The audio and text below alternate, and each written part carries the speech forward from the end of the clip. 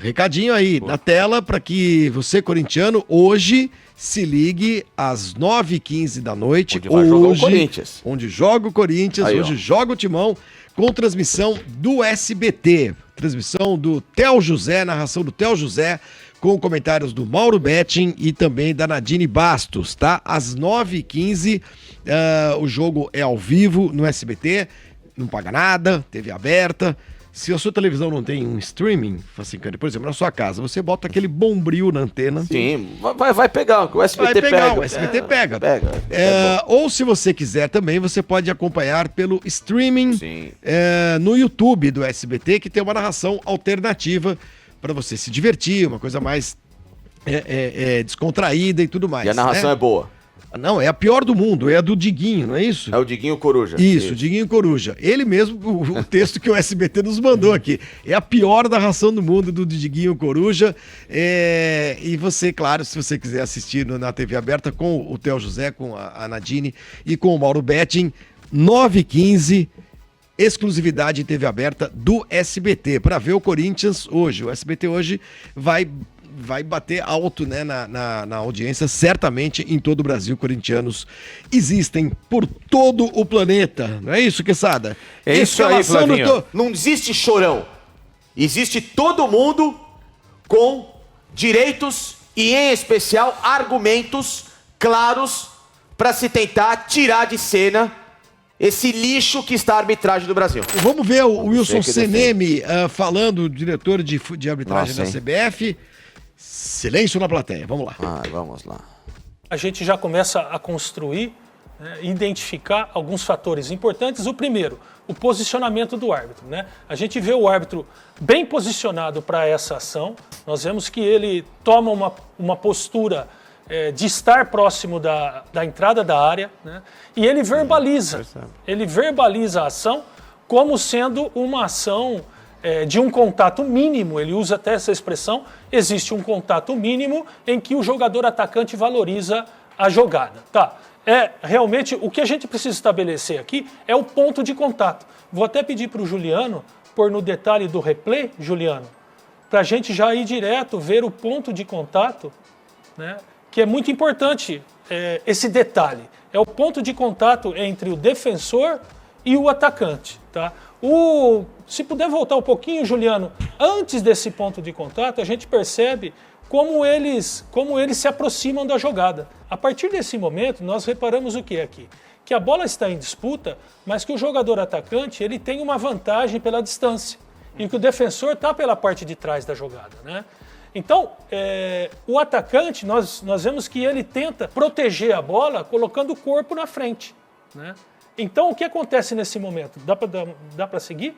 No momento de contato, o defensor faz o contato corpo com corpo, mas é ombro, né, nas costas do adversário. Então, pênalti. Então, o que a gente tem que interpretar a partir desse momento? E briga com a imagem. Porque quando é ombro com ombro... Interpretar o quê? Nossa senhora, que absurdo. O jogador vai pode ter ficado colocar calado, mais força, porque é um ombro com ombro de disputa. Mas quando o ombro nas costas, falta. todo ombro nas costas é falta? Não. Sim. Nem todo Não, meu Deus! Mas, a partir do momento que eu coloco ombro nas costas, eu tenho que avaliar se esse contato ele é suficiente para derrubar o jogador ou se ele não é suficiente. Essa é a chave para essa velocidade. Gente, que escândalo, eu não tinha visto isso. Não, primeiro que assim... Esse cara, desculpa, com todo respeito, eu não tenho a menor condição. Eu não conheço, não sei se é boa gente, não se é bacana, se bateu ele tentou defender um negócio que nem ele mesmo acredita. Ele não acredita. Dá pra ver que ele não acredita. Você viu que ele falou, não, porque aí tem um... Mas aí quando é nas costas é diferente. E tem que dar porrada no tal do Ramon Abate, que colocou isso na súmula. Não houve... absurdo. A força necessária para derrubar e o jogador do Flamengo para arbitrar isso, né? E o jogador do Flamengo, segundo ele, retarda a passada propositalmente para levar o tranco. Primeiro que é o seguinte, o fato de um jogador retardar uma passada por contato é um recurso. Então é proibido. O zagueiro tem que ter a percepção de no momento em que ele Breca está numa... também, porque se o cara também, no porque caso o cara da tá corrida, retardado na passada, você É igual fica o exemplo numa da corrida, é verdade. Facicano, numa pista, o cara breca antes, aí eu tô com o meu carro atrás, eu não vou brecar então, eu vou bater na Vou traseira bater, do carro. não, você tem que ter a noção. Se o Everton tivesse feito esse movimento para impedir que o Rio... aberração. Você até poderia Aí discutir. você... Mas não, você Não, vê não, que o Everton zero. só vai em Não, direção à pênalti bola. E escandaloso. outra, o Rios foi certo aí, hein? E eu faria a mesma coisa que o Rios. O quê? Eu teria feito a falta, porque o Everton ia pegar a bola e ia poder fazer o gol. Mas assim... É o risco, É o risco. É o risco. E é um Agora, momento- sinceramente... Não, a Senene, explanação é Gente, eu horrorosa. tô pensando até em colocar de novo. Bom, bota outra Não, vez. bota a sequência então, Ale, se tiver. Vamos ver que só piora. Pode ser que isso aí Não, tenha bota sido isso, montagem bota por inteligência artificial. Botaram a voz Sim. do CD. A gente Só duvida uma de tudo. informação, o Bruno Arleu, do jogo Santos e Goiás, foi pra geladeira e vai apitar agora jogos da Série C. Que foi um lance que, na nossa visão, não foi o pênalti, né? Pro último E o período. tal do Pra mim Jean-Pierre foi ainda também, mais né? absurdo. O Santos. tal do Jean-Pierre também, Vai né? tudo pro coitado Ali da sim, Série ali é um C. encontro, mas é diferente o lance, né? Os dois estão Não, o disputando um Jean-Pierre espaço sem a é o bola. do Hendrick. É o que não deu... Jean-Pierre é um Aquele ali tem que ser absurdo, suspenso é. 3 anos. Vamos do de futebol. novo ouvir pra ver se não tem uma montagem. Não é possível. Vamos lá, fala aí, Pode Senene. seguir, pode seguir. Pode Presta lá, play. atenção que ele se Palmeiras, perde no um próprio jogador do pensamento. Flamengo, foi suficiente para derrubar esse jogador ou não. Para os árbitros, né, não foi suficiente. É muito claro isso na narrativa do árbitro de campo, que viu a jogada e interpretou. Né? Isso tem um peso muito grande para a decisão final. Né? Nós estamos falando de uma jogada extremamente fina. Extremamente fina. Eu dou como exemplo que nós, e como curiosidade, nós no departamento de arbitragem somos em 11 instrutores técnicos. O departamento de arbitragem Eu falo que são quanto 11 mais pior. instrutores assim que, né? técnicos. E ficou absolutamente dividida essa jogada. Porque Absolutamente vocês estão dividida. interpretando a coisa errada. Então, assim, isso demonstra o grau de Ele dificuldade podia falar que ela é. dele, né? Se ficou equilibrado, O né? grau de Ele não disse qual foi interpretação a que dele. ela traz. Né? Na nossa visão, de uma maneira geral, esse contato pelas costas, por ter sido nas costas, nós vemos sim um potencial de infração para essa jogada. Nós vemos um potencial. Mas aí entra, né, Pérez, a questão do VAR. Isso. E eu quero saber de você aí, você Passou está aqui o para pano isso, pro árbitro. né? Eu quero que você Jogou explique a bola então, essa Ele diz questão. que ele, que o por VAR não exemplo, entrou? vê a necessidade de se Quando marcar ele alguma deve coisa, ser, ou seja, né? pênalti. Por que essa Deus. sensação coisa de que absurda. eventualmente Que show de uma horror, jogada cara. como essa, Sim, show de como ela está horrores. dividida, como ela é interpretativa, por que o VAR não entra numa jogada interpretativa, por exemplo, né? A base da linha de intervenção e da interpretação é exatamente essa. O fato de ser uma jogada dividida mostra pra gente que ela é uma jogada interpretativa. É uma jogada onde eu tenho uma narrativa muito forte de um árbitro de campo que viu nos detalhes e ele narra nos detalhes que há um atraso da passada, que há um contato mínimo e ao sentir o contato ele se joga. O VAR, num primeiro momento, analisa a jogada. Ele até pergunta, né, qual é a sua análise, Qual né? é a sua análise? Ele pergunta para o árbitro de campo qual foi a sua análise da jogada. Depois de fazer a primeira avaliação, ele quer corroborar com o árbitro o que ele viu, para saber se aí comparando a narrativa do árbitro com a imagem, ele tem elementos suficientes para sustentar essa decisão do árbitro como uma decisão interpretativa e não, para esse caso, fazer uma intervenção e chamar o árbitro para interpretar algo que ele já viu. Porque seria como dizer, vem ver de novo o que você já viu, se eu tenho esses elementos. E aí a gente tem um risco de o árbitro chegar na área de revisão todo, e tem manter lance a que não decisão é dele. pênalti, eles Exatamente ficam o que ele chamando, narrou. imagina num O desse, que a como é gente que não não quer, chama? na verdade, e o que o protocolo Gente, que VAR rolando lera. estabelece é que precisa-se de um Olha o erro absurdo que é isso. claro para que haja uma revisão VAR. São erros claros que são para revisão VAR. Né?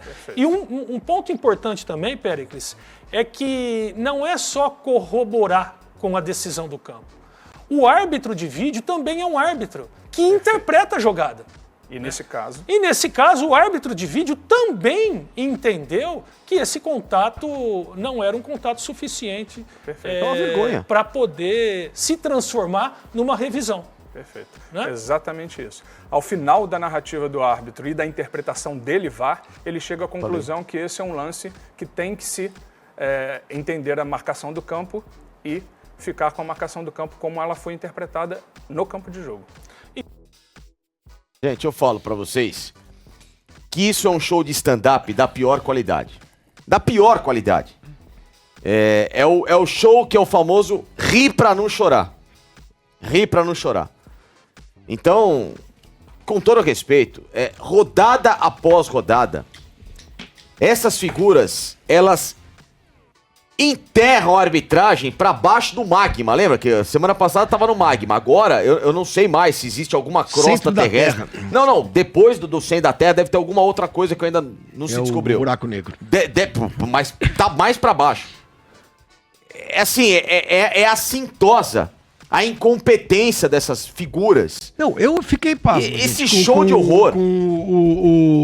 Mas ele não acredita no que ele fala. A construção, a construção do discurso, porque... Eu até agora não sei o que ele falou, eu não entendi, porque uma hora ele falou que foi, outra hora foi não. ombro das costas. Ombro das costas é pena, é depois falta. do ombro das costas, pra mim, eu parei. Falando que dependendo da força, não é. Mas como é que na você vai julgar um velocidade, negócio pelo amor de desse? O Deus. cara tá na corrida, o cara foi derrubado pelo Richard.